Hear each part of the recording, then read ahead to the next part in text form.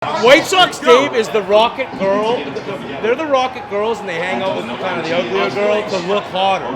That's White Sox Dave, the ugly girl. You're ugly girl. I can't hear him. What do you say? What do you say? You're ugly girl. Ugly girl that makes the other three look hot. You're ugly. The Duff. Yeah, I know. I'm a Duff. Of course I am. Look at me. No, not physically, intellectually. You're the You can't. You don't start a fucking argument with for an individual with a team accomplishment. That's a tough scene for White Sox Dave. And this is Beef House Volume 14. I'm your host, Carl. Welcome back. And per usual, it's Barstool Chicago in the middle of some controversy with Dave Portnoy. This time we added in Ryan Whitney. He's a little ruthless, wasn't he? Hey, let's go back to Detroit, though. We were there for the Super Bowl. Eddie, White Sox Dave, Chief, competing for $50,000. And let's just say it was a classic Barstool moment. It's a miracle that it seems like him and I have agreed pretty easily on what to do. That should mean you should do the opposite. I know. That scares me, That's honestly. what's scary. It's 1:15, so a lot could change between 1:15 and 6. Like, it's a contest, but there's a lot on the fucking line here. Yeah, fuck yeah, there This is. is not a joke. Like, I bought shit this morning on like Amazon for my personal life that I'm like counting on winning. Listen, I'm going to get this out of the way now. So if this fucker does it, you have proof that we talked about it beforehand. If we do win, we are going to sit there and listen, I would be interested in giving a little bit to the Barstool Fund, but if this guy stands up and just says he's donating X, that comes out of his cut, because we're splitting the whole thing 50-50. Right down the middle, yep. Yeah, so I'm terrified I'm that not this gonna guy's do going that. to stand up and be like, I'm donating all the money to all the railroad workers who've been working on I'm not fucking... doing that. That's I'm what I'm not doing concerned that. about. He's already said one thing in the office, which I still don't know what it means. He said, if we win, Barstool Chicago will be made whole. That's what I'm saying. Right. And he Oh, said that, I was like, That has nothing to do with Eddie. That's all on me. Okay, but Dave might just buy us a new office, is what it sounds like. Maybe. I mean, I plan on walking out of here wealthy today. What? we're here, baby. Brady. Make that be your spot the whole night? I think so. We might do a little switcheroo. If Whitney's getting hot, we'll get the Chihuahua on him. It'll be like switching up blackjack dealers. Hopefully that works. If the game and this competition comes down to the last 3 minutes, it's going to be the best thing we've ever seen. We're live. We're live, the live bet showdown. Let's get to the thing right now. The app is not working. National anthem coming out. App not working. Hasn't been working in 45 minutes. Fuck everybody who's fucking it up, and they know who they are. Don't go at him for it. It's on his App's not a good thing to say. The app is broke. The app is not working. Yeah, it's So- down. That works down. Contest is paused indefinitely. I've been living here for fucking 2 months for this fucking game, and the app's fucking down here saying be positive. You know what positive people are fucking losers, because then they just go to the next day and pretend to have someone has to fucking die. What was his biggest I'm scared. I'm a little scared of Dave Portnoy right now. You guys actually heard what we were going to do? Our plan would have worked to a fucking T so far. We would have been winning right now. Nobody's lost a bet so far. It's sad. Hey, you need muscle tomorrow? He just shakes his head and is like, get the fuck away from me. Kelsey? We took Chiefs to kick a field goal plus 300. Plus 300 right there for 1,000. We're up 3 right now. So we took the early lead, but there's a lot of game left, obviously. How you guys doing? We need 2 Chiefs touchdowns to give us a shot. Chiefs scored twice, we'll have 16 grand. Chiefs haven't scored once. Correct.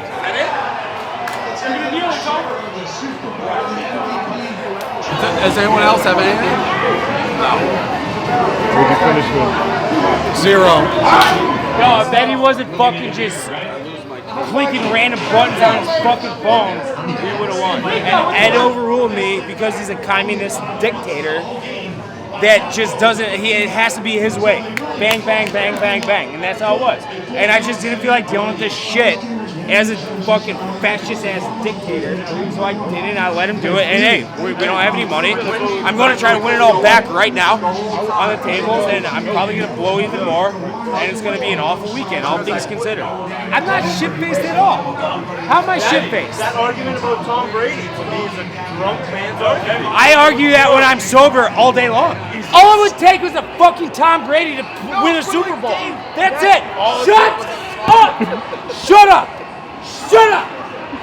Shut up. Close loss for my guys at Barstool Chicago. I would have been really mad if they won, but at the same time, I'm still kind of pissed that they lost. This place sucks. We could use the money. Now, I said it was predictable Barstool. Why? We had a little bit of technology failures. You know, there was some heat. There were some big moments. But it was also a predictable Barstool because someone stole the show. There was someone you would have never predicted came in on Super Bowl Sunday and just completely dominated the stream in one of the all-time alpha moves. Hit the fucking tape.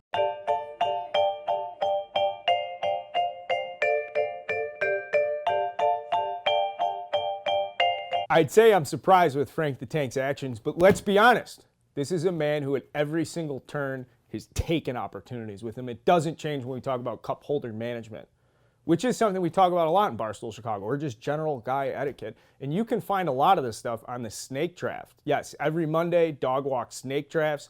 We had a couple great ones since we last talked on Beef House, and one of them, a pick hit real close to home with White Sox Dave when we had KFC on to draft worst days of the year. I'm drafting any birthday after 30. Birthdays are, I hate them in general. Getting sung happy birthday to might be the worst 30 seconds of the entire calendar year. You just got to deal with a bunch of asshole parents and grandparents and siblings and friends telling you happy birthday that you want to talk to.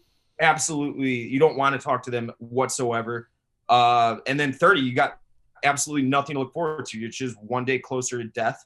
Like, you can't go out and get fucked up, really, because nobody gives a fuck. All your friends are all married with kids, so they're not doing anything with you because they've lost their lives already. This is just hypothetically speaking, right, Dave?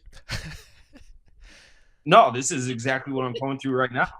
I don't have tell, brother.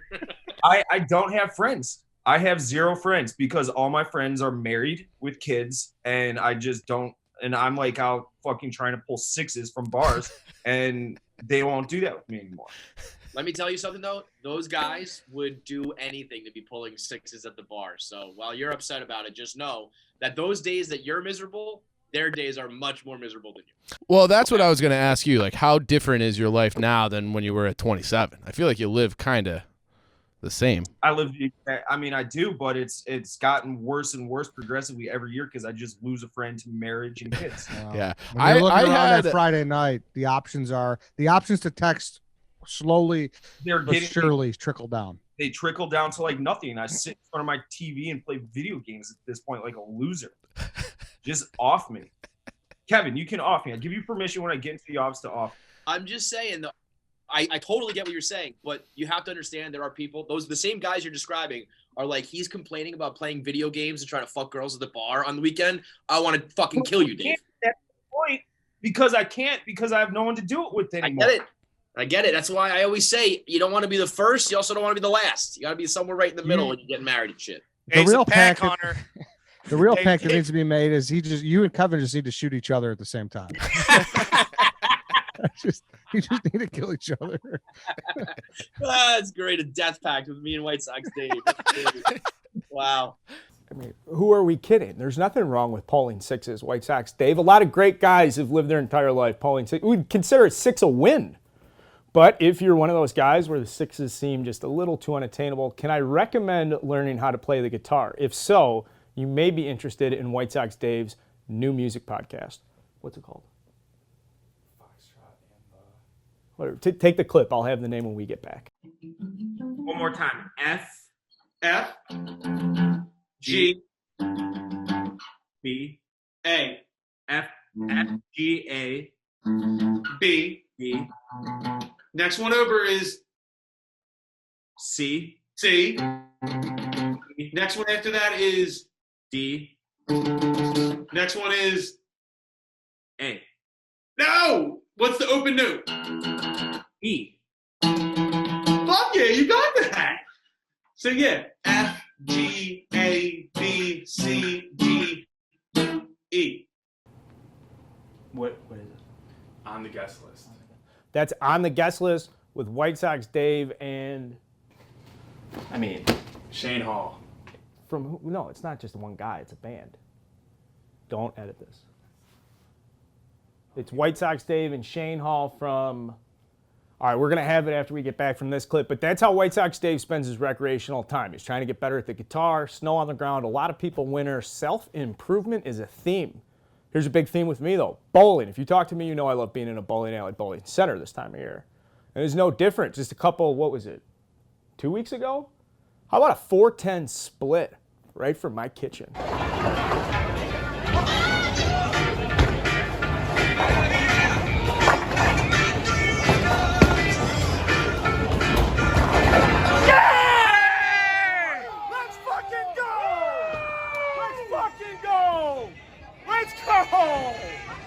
I'm here all day, Diversity River Bowl, post some fucking scores.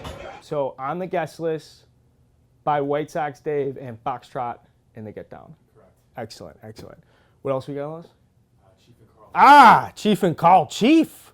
Me and Chief out today at Supreme Lobster. We're going to have a video coming out later with Dante, small business, and all that stuff. But we do have to give you a quick snippet of the action. I was throwing fish around. We're talking big tuna, salmon, king salmon, some Floridian grouper, Gulf of Mexico. What? Chief's got good hands. This is a premier salmon. So this is your Louis Vuitton salmon.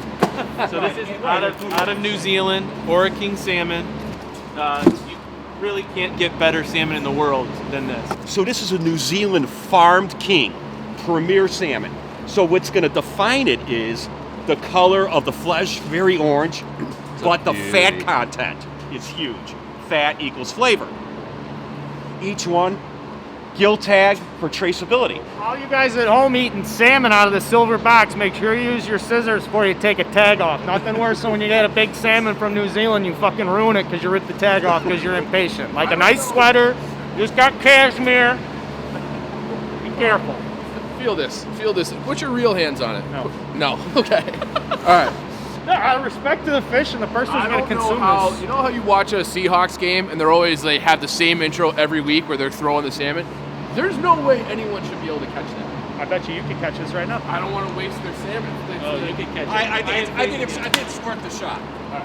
Hey! Oh! Hey! Well done. Hands. Again, just a respectful guy with the gloves there. This is not a... That is a beautiful fish. Look at that. That is a nice looking fish. These are great hands. These are like player of the week type hands, just so you know. It's a great catch from Chief. And I want to give us credit here in Chicago. You're taught at a young age. You want to sink into your 16-inch softball that comes down. Obviously catch with your hands, but use that lower half. Chief, great stability, great balance. Can the same be said for Ed? Tough move to the disabled list.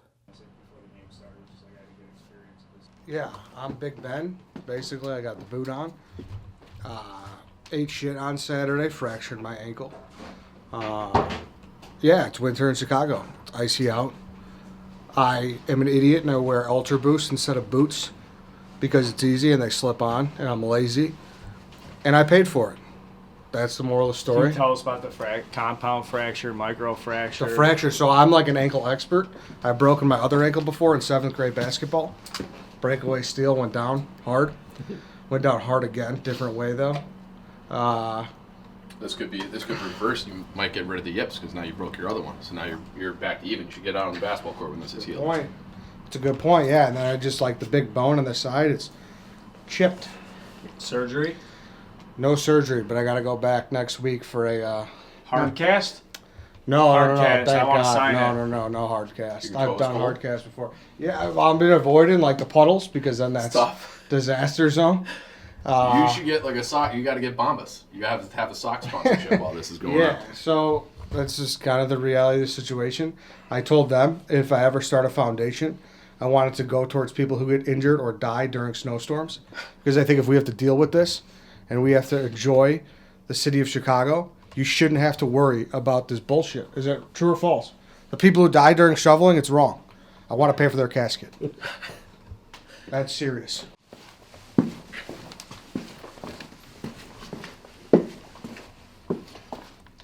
coming in. Dave?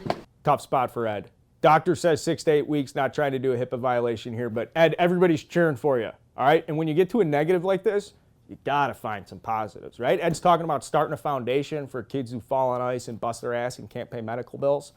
What are some other positives? Heroes in the neighborhood, mine specifically on the north side of Chicago. There's a guy on my block, it snows, he gets a snowblower out, he's just up and down the block, just people's driveways, fucking sidewalks, he's doing the fire hydrants. Real heroes like this need to be celebrated. Let me talk about my friend Dave. I am not joking. This guy doesn't quit. He's out here now. Just a tremendous effort from my guy, Dave on the block. And honestly, guys, that's what Barstool's all about. No, not snow blowing other people's sidewalks and driveways, but it's really just about celebrating the common man, a guy like Dave. You'll be happy to know I'm working with neighbors. We're going to get some gift cards, do a little basket. Stay tuned for more on my guy, Dave. Now, for more on Barstool Chicago, though, let's talk more about the common man. Let's talk about YouTube. This is a big effort I'm taking on in 2021. I could use some help. If you like some of the content that's come out of Barstool Chicago, we have a ton of shit you guys probably haven't seen. Go to our YouTube page, subscribe, help a guy like me out. Because there's stuff there, like I said, maybe you haven't seen. For example, this past summer, Theo Epstein did a little field goal challenge. I took him up, put on my orange bike helmet, went out to the fields, had some fun. You guys probably don't even know this happened. Oh, see that.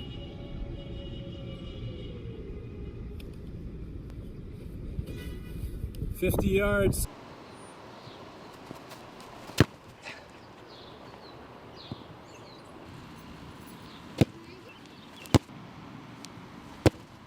All right, 0 for 4. See, it's not like Theo did it first try, though. We're going to edit this one down, right?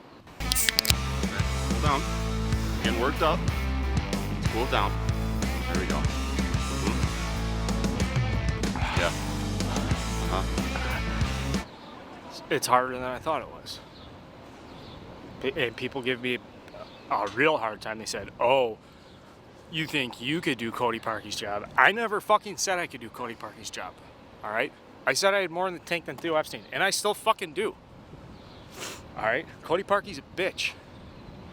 He's a bitch. All right, maybe my leg strength blows. I wasn't much of a soccer player. Sue me for not being a bigger pussy when I was a kid. But the most important thing is we're out. We're trying to do some shit around Chicago. We want to show you guys behind the scenes of Barstool Chicago, let you guys into our life a little bit more. And that's what we're doing here at Beef House. This has been Volume 14. I'm your host, Carl. This is Barstool Chicago. I love you. Hey, how you doing? Barstool, late night, party on, excellent.